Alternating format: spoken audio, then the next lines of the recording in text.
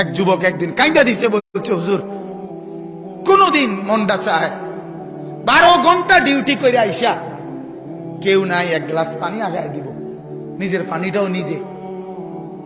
বিদেশটা এমন না? সে কি আর বলে? বাড়িওয়ালাদেরকে তো বুঝতে দেয় না, মা কানবে, বউ অভাব চিন্তা করবে, এই জন্য বলে না, বলে না। এটাই তো সন্তানের নিয়ম। কিন্তু নিজে সীমাহীন কষ্ট করে বিদেশের জন্য। আমার কষ্ট লাগছে দেখে, আমি হজ উমরায় গেছি যে সৌদি আরব, আগে কতবারই দেখছি, এরা নিয়ে যায় দাওয়াত দিয়ে দিয়ে তাকে রুমে, এই ছোট্ট গদ্দুর জায়গার মধ্যে কষ্ট করে থাকে। এক যুবক নরসিংদীর আমারে বলছিল একদিন, হুজুর আজ 11 বছর বিদেশ, বাবার ঋণ দেনা এখনো শোধ করতে পারি নাই, বাদ যেতে পারি না, বাবার ঋণ এখনো শোধ হয় নাই হুজুর, কিন্তু ট্যাবলেট হুজুর নাই, কেউ খুললে দিব। 12 ঘন্টা ডিউটির পরে মনটা চায় রাস্তা শুয়ে লাই, পরিশ্রমের কারণে ক্লান্তিতে মনটা চায় এনে শুয়ে থাকি, খানা দানার কিচ্ছুর ঠিক ঠিকানা নাই, এত কষ্টের টাকা। আর তার ছেলেটা, তার বউটা, তার মেয়েটা এখানে মোবাইলে, ওই বেডি পাউডারে, ওই বেডি মার্কেটে, সব শেষ, সব শেষ। এই জঙ্গলি এখানে উলঙ্গ ছবি দেখে দেখে তার বাবের কষ্টের রক্তের পানি টাকা শেষ করে দিতে।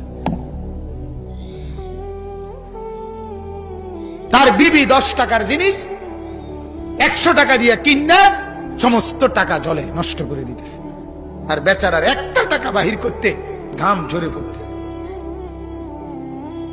কি মিয়া, এটা কোন জিন্দিগি? রঙের গুড়ি, ছেলেরা এক একজন রঙের গুড়ি মনে করছে। নর্তকী দেখো, নাচ দেখো, উলঙ্গ ছবি দেখো, সারাদিন মোবাইল, এটারই মনে করছো জিন্দিগি। একটা সেজদা নাই, ডাকাত। মনে রাখো, দুনিয়াতেও সুখ পাইতা না, আখিরাতেও কিচ্ছু পাইতা না।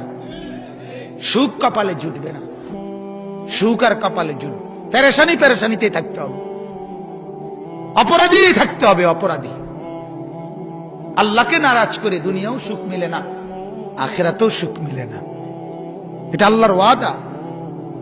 আগুন জ্বালাইয়া, শরীরে আগুন লাগলে, ম্যাসের কাঠির আগুনও যদি কারো আঙ্গুলে লাগে, নখে লাগে, তাহলেও কেউ সুখে থাকে না।